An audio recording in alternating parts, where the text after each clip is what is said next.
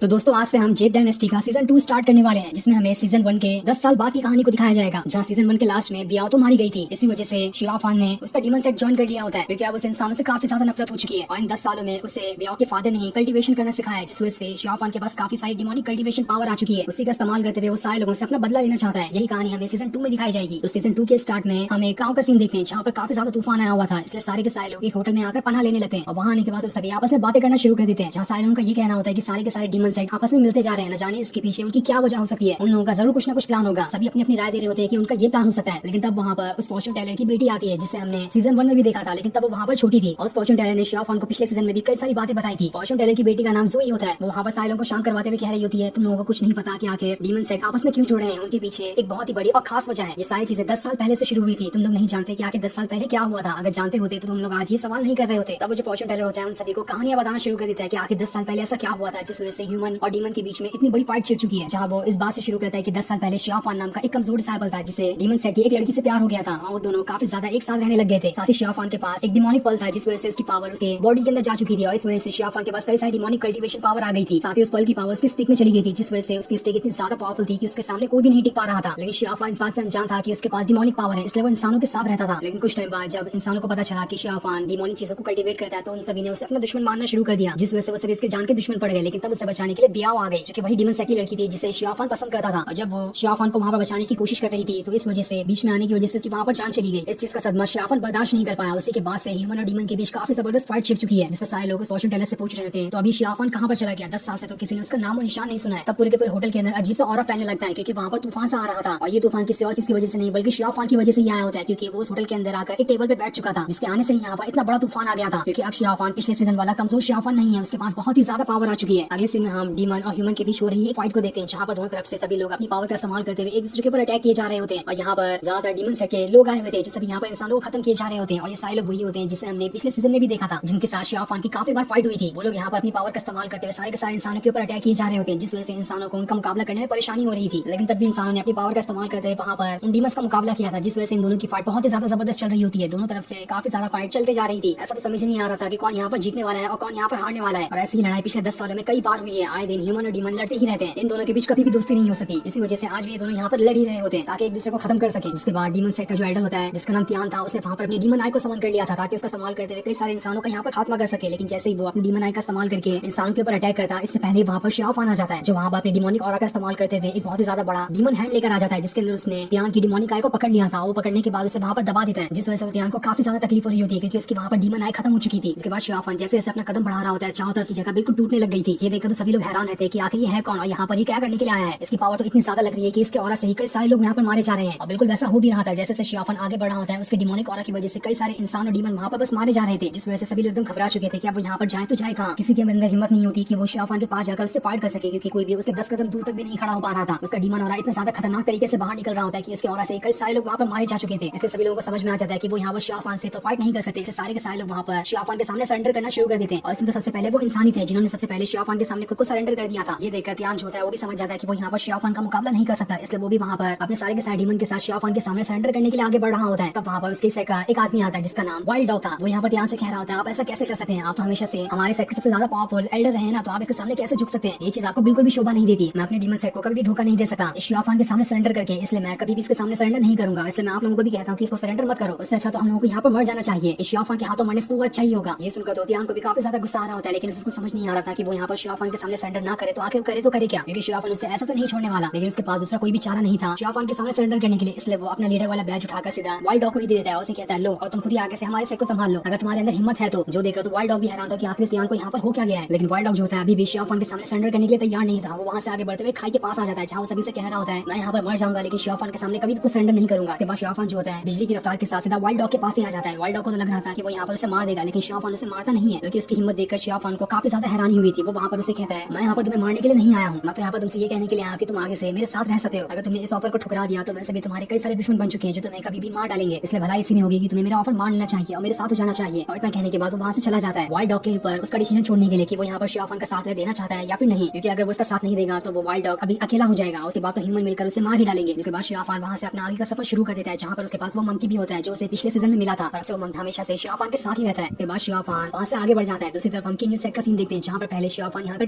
Disciple हुआ करता था, वहाँ पर उस सेट का जो गार्डियन ड्रैगन होता है उसे कुछ अजीब सा महसूस होने लगता है, इसलिए वो वहाँ पर अपनी पावर को एक्टिवेट करते हुए बाहर आ जाता है। ये देखकर तो सारे लोग हैरान थे कि यहाँ पर ये गार्डियन ड्रैगन क्या करने के लिए आया है, इसलिए वो सभी वहाँ पर अपनी फॉर्मेशन को एक्टिवेट करना शुरू कर देते ताकि यहाँ पर गार्डियन ड्रैगन को शांत कर सके, वरना तो यहाँ पर बड़ी ही आसानी के साथ इस पूरे के पूरे सेट को यहाँ पर खत्म कर सकता है। वहाँ पर सेट के एक करते हुए जीनियस डिसाइपल आ रहे होते थे ताकि वो सारे के सारे लोग मिलकर यहाँ पर उस ड्रैगन को शांत कर सके, लेकिन वो ड्रैगन तो यहाँ पर शांत होने का नाम ही नहीं ले रहा था। उसने वहाँ पर शायद शियाफान के डीमन ऑरा को महसूस कर लिया होगा, जिस वजह से वहाँ पर वो इतना ज्यादा घबराया हुआ था। लेकिन तब उस ड्रैगन को शांत करने के लिए वहाँ पर ज़ूकी आ जाती है, जो वहाँ पर अपनी फॉर्मेशन और स्वॉर्ड का इस्तेमाल करते हुए काफी खतरनाक वाला अटैक उस ड्रैगन के ऊपर ही कर देती है ताकि वो ड्रैगन वहाँ पर शांत हो सके। और जैसे शियाफान के न्यू सेट के वहाँ से आगे बढ़ जाता है, वो ड्रैगन भी यहाँ पर खुद ब खुद धीरे धीरे शांत होने लग गया था। उसके बाद वो वहाँ से चला जाता है। ये देखकर तो सारे डिसाइपल की जान में जान आती है कि चलो आखिर ड्रैगन यहाँ पर शांत तो हुआ। उन सभी को लग रहा होता है कि यहाँ पर ज़ूकी की वजह से वो ड्रैगन शांत हुआ है, जबकि असल में तो ड्रैगन शियाफान के वहाँ से आगे बढ़ जाने की वजह से शांत हुआ था, क्योंकि शियाफान का ऑरा इतनी दूर तक फैला हुआ था कि उस वजह से काफी दूर होने के बाद भी उस ड्रैगन ने उसके ऑरा को महसूस करके डर गया होता है। दूसरी तरफ हम शियाफान को देखते हैं जो उस जगह पर आया होता है जहाँ पर बियाओ की बॉडी को रखा गया है। अब वो यहाँ पर बियाओ की बॉडी से मिलने के लिए आया होता है, क्योंकि उसने पूरे 10 सालों तक बियाओ की बॉडी को बर्फ में रखे हुए उसे पूरी तरह से प्रोटेक्ट करके रखा है ताकि उसे खरोच तक ना आ सके। और हर दिन वो यहाँ पर उसे मिलने जरूर आता है। जहाँ आने के बाद वो बियाओ से कह रहा होता है तुम्हारे फादर की वजह से आज मैंने डीमन सेट के ऊपर भी अपना कंट्रोल हासिल कर लिया, वहाँ के कई सारे लोगों ने मेरे सामने सरेंडर कर दिया है, क्योंकि तुम्हारे फादर ने मुझे कई सारी कल्टीवेशन टेक्निक सिखाई है। इसके बाद वो वहाँ पर बियाओ के साथ बिताए अच्छे पलों को याद कर रहा होता है, उसे भी उसके बारे में बता रहा होता है ताकि यहाँ पर शियाफान का थोड़ा टाइम पास हो सके। कि जब भी वो बियाओ की बॉडी के साथ रहता है उसे बहुत ही अच्छा महसूस होता है, क्योंकि इस दुनिया में अब सिर्फ वही है उसके पास जिससे वो खुलकर अच्छे से बातें कर सकता है और हंसी मजाक भी कर सकता है। लेकिन तभी उसकी आंखों से आंसू भी आने लगते हैं, क्योंकि उसे वो चीज याद आ गई थी जब उसके लिए बियाओ ने खुद को सैक्रिफाइस कर दिया था। उसने 10 साल में बहुत ज्यादा मेहनत की है ताकि वो बियाओ को दोबारा से रीइंकार्नेट कर सके, लेकिन अभी तक वो इसमें कामयाब पूरी कोशिश करता है कि वो किसी भी तरह से बियाओ को रीइंकार्नेट कर सके, लेकिन अभी तक वो कामयाब हो ही नहीं पाया। उसकी सारी कोशिशें बिल्कुल नाकाम होती जा रही है। वहीं पर बियाओ की आंट भी होती है जो शियाफान को यहाँ पर देख रही होती है, और तब वहाँ पर उसके सेट का एक दूसरा एल्डर आ जाता है जो यहाँ पर बियाओ की आंट से कहता है तुम्हें यहाँ पर शियाफान से मिलने नहीं आना चाहिए। जानता हूँ मैं कि शियाफान हर बार बियाओ की बॉडी से मिलने के लिए आता है, लेकिन तब भी वो बहुत ही ज्यादा खतरनाक इंसान है, इसलिए तुम्हें उसके साथ नहीं रहना चाहिए। बियाओ के फादर ने उसे कल्टीवेशन पावर सिखाई है, जिस वजह से शियाफान पहले से कहीं गुना ज्यादा पावरफुल बन चुका है, और ये पिछला वाला कमजोर शियाफान बिल्कुल भी नहीं रहा। लेकिन तब भी वहाँ पर बियाओ की जो आंट होती है उसे कुछ भी जवाब नहीं देती और उसे बिना जवाब दिए वहाँ से चली जाती है। दूसरी तरफ हम जिंगयू को देखते हैं जो कि शियाफान का बचपन का सबसे अच्छा दोस्त है, और वो ड्रैगन पीक का डिसाइबल था, लेकिन अब उसने वहाँ से खुद को हटा लिया होता है, क्योंकि ड्रैगन पीक का जो मेन एल्डर था उसने ही डीमन के साथ हाथ मिला लिया था, जिस वजह से जिंगयू का दूसरा एक मास्टर हो गया होता है, जिसके साथ ही जिंगयू अब रहता है। उसके बाद वहाँ पर जो एल्डर होता है वो कई सारी मोमबत्ती को जिंगयू की तरफ ही भेजना शुरू कर देता है ताकि देख सके कि जिंगयू के पास अभी कितनी कल्टीवेशन पावर आई है। इसलिए जिंगयू वहाँ पर अपनी पावर का इस्तेमाल करते हुए कई सारी मोमबत्ती को 1 सेकंड के अंदर ही काट देता है। ये देखकर तो वो जो एल्डर था वहाँ पर जिंगयू से खड़ा होता है, तुमने इन 10 सालों के अंदर खुद को बहुत ही ज्यादा पावरफुल बना लिया है, जितना कि मैंने सोचा था तुम उससे कहीं गुना ज्यादा पावरफुल बन चुके हो। ये सुनकर जिंगयू जो होता है उस एल्डर का वहाँ पर शुक्रिया करने लगता है उसकी तारीफ करने के लिए। इसके बाद जो एल्डर होता है जिंगयू को यहाँ पर कह रहा होता है क्या तुम चाहते हो कि न्यू सेट के अंदर कई सारे अलग अलग सेट के लोग एक साथ आकर जमा हो रहे हैं, मुझे तो शक है कि यहाँ पर कुछ बहुत ही बड़ा होने वाला है, इसी वजह से सारे के सारे लोग वहाँ पर जाकर जमा हो रहे हैं। उसी तरह से जैसे कि न्यू सेट में अलग अलग सेट शामिल हो रहे हैं, वैसे ही डीमन सेट के अंदर भी कई सारे डीमन सेट जाकर शामिल होते जा रहे हैं। इन सभी के बीच हो सकता है बहुत ही बड़ी फाइट शुरू होने वाली हो। ये सुनकर तो जिंगयू भी सोच रहा होता है कि उसे भी यहाँ पर न्यू सेट के अंदर जाना चाहिए, लेकिन उसे डर लग रहा होता है कि यहाँ पर वो एल्डर उसे यहाँ से जाने देंगे भी या फिर नहीं, क्योंकि इतने सालों से वो उनके पास ही रहा था और ऐसे वो उसे छोड़ के जाएगा तो उस एल्डर को काफी बुरा लग सकता है। इसलिए उसके अंदर हिम्मत नहीं होती कि यहाँ पर एल्डर को कह सके कि मैं यहाँ से जा रहा हूँ। लेकिन उसके कहने बगैर ही वो जो एल्डर होते हैं वो समझ चुके थे कि जिन्यू यहाँ से उसी जगह पर जाना चाहता है ताकि देख सके कि आखिर सारे लोग वहाँ पर क्यों जमा हो रहे हैं, इसलिए वो उसे वहाँ पर जाने की परमिशन दे देते हैं। ये देखकर तो जिन्यू काफी ज्यादा खुश हो जाता है और उस एल्डर का वहाँ पर शुक्रिया करने लगता है। जहाँ वो उनसे कह रहा होता है इन सालों में आपने जो भी मुझे सिखाया उसे मैं कभी नहीं भूल सकता, और आपने सिखाई हुई सारी की सारी टेक्निक का इस्तेमाल करते हुए जितने भी डीमन हो सकते हैं उन सभी को खत्म करने की कोशिश करूंगा। जिसके बाद वो वहाँ से चला जाता है। जाने के बाद वहाँ पर न्यू सेट का जो मेन एल्डर होता है वो वहाँ पर आ जाता है और उस एल्डर का वहाँ पर शुक्रिया करने लगता है इन 10 सालों तक जिन्यू को संभालने के लिए, क्योंकि जब उन्होंने शियाफान के ऊपर ज़ूज़ियान स्वॉर्ड का इस्तेमाल करते हुए अटैक किया था तभी से जिन्यू काफी ज्यादा गुस्सा हो चुका था और उसके बाद ही वो सेट को छोड़कर चला गया था। जिसके बाद इस एल्डर ने उसे यहाँ पर संभाला है, वो भी मेन एल्डर की कहने की वजह से। यहाँ पर आकर उस एल्डर का शुक्रिया कर रहा होता है जिन्यू को 10 सालों तक के संभालने के लिए और उसे अच्छी ट्रेनिंग देने के लिए। दूसरी तरफ हम बियाओ के फादर को देखते हैं जिनका नाम वांग था। वहाँ पर शियाफान आ जाता है। इसे देखकर वांग उससे कह रहे होते हैं तुम जहाँ पर भी जाते हो वहाँ पर सारे के सारे उनको मार कर आते हो, लेकिन आज तुमने किसी एक इंसान को छोड़ दिया, इसका नाम वाइल्ड डॉग है। जो सुनकर तो वांग जो होता है शियाफान से कह रहा होता है ऐसा लग रहा है कि तुम्हारे अंदर जो डिमोनिक पावर थी वो धीरे धीरे कम होती जा रही है, तभी तुमने एक इंसान को वहाँ पर छोड़ दिया। लेकिन खैर कोई बात नहीं, मुझे अभी यहाँ पर तुमसे कुछ और जरूरी खास बात करनी है। क्या तुम जानते हो कि सारे ह्यूमन और डीमन सेट आपस में मिल चुके हैं और दोनों तरफ से एक दूसरे के काफी ज्यादा दुश्मन बन चुके हैं, जिसके बाद सारे के सारे लोग किसी वेस्टर्न स्वाम्प के अंदर जाकर मिलने वाले हैं। मैंने तो यहाँ तक ये भी सुना है कि वहाँ पर किसी तरह का बहुत ही खास तरह का ट्रेजर आने वाला है, उसे ही लेने वहाँ पर ह्यूमन और डीमन दोनों जाएंगे, जिनके बीच बहुत ही जबरदस्त फाइट होगी। जो भी इस फाइट को जीतेगा उसे ही वहाँ पर वो ट्रेजर मिलने वाला है। ऐसा कहा जाता है कि जिसके पास वो ट्रेजर आ जाए उसकी पावर का अंदाजा भी नहीं लगाया जा सकता। इसलिए मैं उम्मीद कर रहा हूँ कि तुम भी वहाँ पर जाओगे और वहाँ जाने के बाद उस ट्रेजर को हासिल करने की कोशिश करोगे ताकि हमारा जो डीमन सेट है वो पहले से भी ज्यादा पावरफुल बन सके। इसके बाद तो किसी भी इंसानों के अंदर हिम्मत नहीं होगी कि वो हमारे सेट के ऊपर आंख उठाकर भी देख सके। तो बताओ मुझे कि आखिर तुम्हारा क्या ख्याल है, क्या तुम भी वहाँ पर जाना चाहते हो? जिस पर शियाफान जो होता है वो कह रहा होता है हमारे डीमन सेट के साथ भी 4 अलग अलग सेट आपस में मिले हुए हैं, जिनमें से सबसे ज्यादा पावरफुल हमारा सेट और वांडू सेट है, लेकिन हम दोनों से भी ज्यादा पावरफुल चांग शेंग सेट है, जिनके पास हम दोनों सेट से थोड़ी सी ज्यादा पावर है। लेकिन सारे के सारे डीमन सेट वाले भी बस यही चाहते हैं कि हमारा कब्जा दूसरे के सेट के ऊपर हो जाए, जिस वजह से उनकी पावर और ज्यादा बढ़ जाएगी। इसलिए हमें किसी के ऊपर भी उतना ज्यादा भरोसा नहीं करना है, क्योंकि हम नहीं जानते कि कब कौन हमारे दोस्तों में से हमारा दुश्मन निकल कर आ जाए। इसलिए हमें जो भी कदम उठाना होगा वो काफी ज्यादा सोच समझ के उठाना पड़ेगा। इसलिए हम ऐसे भी किसी के ऊपर उंगली नहीं उठा सकते। अगर हमने किसी गलत इंसान के ऊपर उंगली उठा दी तो हो सकता है वो हमारा दोस्त होने के बाद हमारा दुश्मन बन जाए। इसलिए हमें जैसा खेल चलते हुए आ रहा है वैसे ही चलना है, किसी को भी शक होने नहीं देना है कि हमें दूसरे के ऊपर शक हो सकता है। जैसा हम खेल पहले से खेलते आ रहे थे वैसे ही हम खेलेंगे, बस एक बार हमारे पास वो ट्रेजर आ जाए उसके बाद तो सारे लोगों को हमारे सामने झुकना ही पड़ेगा। मैं आपसे वादा करता हूँ कि मैं पूरी की पूरी कोशिश करूंगा उस ट्रेजर को हासिल करने के लिए। ये सुनकर तो वांग जो होता है शियाफान से कह रहा होता है, तुम बिल्कुल वैसा ही सोचते हो जैसा कि मैं सोचता हूँ। तुमने तो मुझे यहाँ पर बिल्कुल इंप्रेस करके रख दिया। जिस पर शियाफान कहता है, आखिर मैं ऐसा कैसे ना सोचूं, पिछले 10 सालों में तो आपने मुझे अपनी सारी की सारी चीजें सिखा दी है और इतनी सारी आपकी चीजें सीखने के बाद मैं आपकी तरह सोच भी ना सका, तो मेरा इतनी सारी चीजों को सीखने का आखिर फायदा क्या हुआ। जिस पर वांग जो होता है शियाफान से कह रहा होता है, मैंने जो तुम्हें सिखाया उसे सीखना इतना ज्यादा आसान भी नहीं था जिससे तुमने बस 10 सालों के अंदर ही सीख लिया। ये बिल्कुल रेयर है, ऐसा कोई भी नहीं कर सकता कि इतनी सारी चीजों को 10 साल के अंदर ही सीख जाए, और तुमने ये काम करके दिखा दिया। इसलिए तुम जाकर उस ट्रेजर को लेने की कोशिश कर सकते हो। मुझे तुम्हारे पर पूरा भरोसा है कि तुम पूरी कोशिश करोगे ताकि उस ट्रेजर को हासिल कर सको। ये सुनकर शियाफान जो होता है वहाँ से उस ट्रेजर को लाने के लिए वहाँ से जा रहा होता है, लेकिन जैसे वो थोड़ी दूर आता है वांग जो होता है उसे रोककर कहता है, रुक जाओ, मुझे तुमसे एक और बात कहनी है। तुम भले से ही हमारा साथ देते हो, लेकिन तुम इस बात को भूल मत जाना कि तुम पहले ह्यूमन का साथ देते थे और डीमन को दुश्मन मानते थे। तो मैं ये नहीं चाहता कि तुम्हारे पुराने वाले ख्याल दोबारा से वापस सामने निकल कर आ जाए। इसके बाद वो उसे एक लेटर भी दे देते हैं जिसमें ये लिखा होता है कि डीमन सेट के जितने भी लोग होंगे वो सभी शियाफान का ऑर्डर मानते हुए उसके साथ उस ट्रेजर को लाने के लिए जाएंगे। सभी लोगों का शियाफान वहाँ पर लीडर होने वाला है ताकि वो सारे के सारे लोग मिलकर उस ट्रेजर को वहाँ पर हासिल कर सके। तो शियाफान जो होता है वांग से कह रहा होता है, आपको टेंशन लेने की जरूरत नहीं है, जैसा आप चाहते हैं वैसा ही होगा। और इतना कहने के बाद वो वहाँ से चला जाता है। दूसरी तरफ हम न्यू सेट का सीन देखते हैं जहाँ पर सारे के सारे डिसाइपल को एल्डर ने बुलाया होता है क्योंकि यहाँ पर सभी मिलकर उस ट्रेजर को लाने के लिए जा रहे हैं। जिसके बाद वहाँ पर सेट का मेन एल्डर और बाकी सारे लोग भी आगे जमा हो जाते हैं और तब वहाँ पर वो मैसेंजर आता है जो कि सेट के एल्डर को आगे क्या करना है इसके बारे में बताता है। वहाँ पर मैसेंजर आने के बाद सभी को बता रहा होता है कि कुछ दिनों बाद वेस्टर्न स्वॉर्म के अंदर एक बहुत ही खास ट्रेजर आने वाला है जिसे हमें लेना ही पड़ेगा, क्योंकि वो ट्रेजर हम कैसे भी करके डीमंस के हाथों नहीं लगने दे सकते, क्योंकि अगर एक बार वो ट्रेजर डीमन के हाथों लग गया तो उसके बाद इंसानों की इतनी बुरी तरह से बर्बादी होगी जिसका तो हम अंदाजा भी नहीं लगा सकते। इसलिए हमें पूरी तरह से अपनी तैयारी शुरू कर देनी ताकि हम जहाँ जाकर उस ट्रेजर को हासिल कर सके। इसी चीज में हमारी मदद त्यानजिन टेंपल के लोग और फैंगशियांग बेला के भी लोग करने वाले हैं। वो लोग भी अपने अपने डिसाइपल को हमारी मदद करने के लिए वहाँ पर भेजेंगे ताकि सारे के सारे ह्यूमंस मिलकर उस ट्रेजर को हासिल करने की कोशिश कर सके। जिसके बाद अगर हमारे पास वो ट्रेजर आ जाता है तो वो डीमंस हमारे सामने झुक रहेंगे, वो हमारे सामने खड़े हो ही नहीं सकते, क्योंकि हमारे पास उस ट्रेजर की वजह से काफी ज्यादा पावर आ जाएगी। जिसमें सारे के सारे जो डिसाइपल होते हैं उनके अंदर भी जोश चढ़ने लगता है। वो सभी यहाँ पर तैयार हो जाते हैं कि हम यहाँ पर उस ट्रेजर को हासिल करने की कोशिश करेंगे ताकि हम दुश्मनों को दिखा सके कि हम भी किसी से कम नहीं है। के बाद देखते ही देखते अलग अलग सेट के सारे डिसाइपल आपस में आते हुए जमा होना शुरू हो गए थे ताकि सभी वहाँ से उस ट्रेजर को हासिल करने के लिए जा सके, क्योंकि यहाँ पर जैसे वो ट्रेजर को हासिल करने जाएंगे वहाँ पर डीमंस भी होंगे। जबकि दोनों आपस में मिलेंगे तब उन दोनों के बीच बहुत ही ज्यादा जबरदस्त फाइट होगी। इससे सभी को पूरी तरह से तैयार रहना पड़ेगा। और जब सारे लोग वेस्टर्न स्वॉर्म के अंदर जा रहे होते हैं वहाँ वो फॉर्च्यून टेलर भी आ जाता है जो कि ज़ोई के साथ था। वो जब इतने सारे लोगों को यहाँ पर जमा होते हुए देखता है तो वो खुद में कह रहा होता है कि यहाँ पर जरूर कुछ ना कुछ बहुत ही ज्यादा बड़ा होने वाला है। इसी चीज की सारे लोग यहाँ पर तैयारी कर रहे हैं। कोई नहीं जानता कि इस बार की लड़ाई में ह्यूमंस की जीत होगी या फिर डीमंस की, लेकिन जो भी हो ये लड़ाई तो बहुत ही ज्यादा जबरदस्त होने वाली है। वही हम शियाफान को भी देखते हैं जो कि अपने उसी स्टिक पे सवार होकर वहाँ से वेस्टर्न स्वॉर्म के अंदर जाना शुरू कर देता है। और ये सीन दिखाते ही ये एपिसोड यहीं पर एंड हो जाता है। Thanks for